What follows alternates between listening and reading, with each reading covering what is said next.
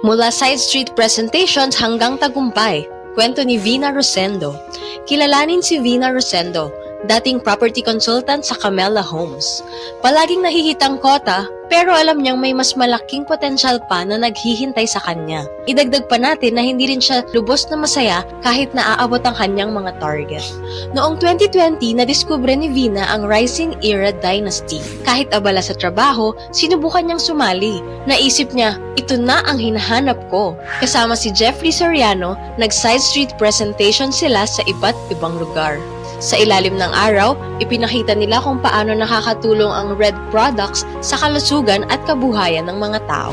Unti-unting nagbunga ang kanilang pagsusumikap. Ngayon, full-time businesswoman na si Vina sa Rising Era Dynasty. Kahit maraming pagsubok, hindi siya kailanman sumuko. Sa halip, ginamit niya ang kanyang pangarap at determinasyon para magtagumpay. Ngayon, si Vina ay kilala bilang the Unstoppable Queen of the North. Isa siyang huwaran lalo na sa mga kababaihan sa kanilang lugar. Sa Red, natagpuan niya ang kasiyahan sa pagtulong sa iba na magtagumpay rin. Pinapatunayan niya na ang sipag at tiyaga ay susi sa tagumpay. Interesado ka bang malaman patungkol sa kanya? Tignan ang profile niya sa comment section. Kung kaya niya, kaya mo rin!